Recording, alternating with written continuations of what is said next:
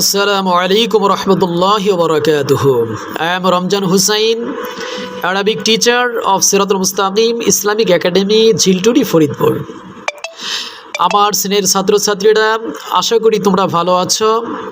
তো আজকে তোমাদের সামনে নার্সারি ইংলিশ ভার্সনের স্পোকেন অ্যারাবিক সাবজেক্টের লেসন প্ল্যান 2 এর ব্যাপারে আলোচনা করব। তো আগামী শনি রবি সোমবারে তোমাদের স্পোকেন অ্যারাবিক থেকে যেই পড়াগুলো পড়ানো হবে একটু মনোযোগ দিয়ে তোমরা শোনো।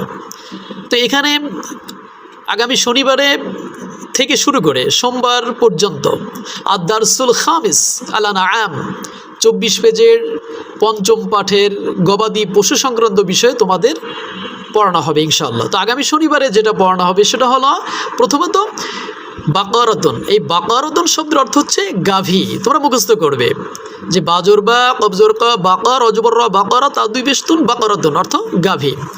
এবং হিসানুন, এই হিসানুন শব্দের অর্থ হচ্ছে ঘোড়া। হাজির হি সাদ আলি জোর সা হিসা নুন দুই বেশতুন হিসানুন শব্দের অর্থ হচ্ছে ঘোড়া।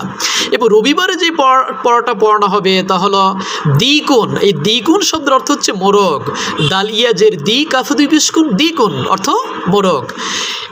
ঈতুন অর্থ বিড়াল। কবজের ঈ ত দুই বেশতুন ঈতুন অর্থ বিড়াল।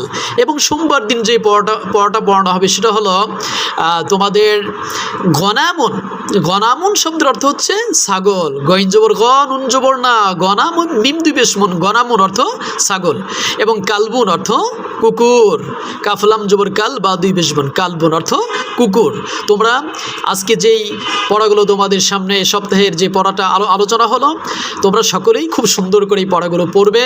তো আজকের মতো এখানেই বিদায় নিচ্ছি। সকলেই ভালো থাকো ইনশাআল্লাহ। আসসালামু আলাইকুম রহমতুল্লাহ।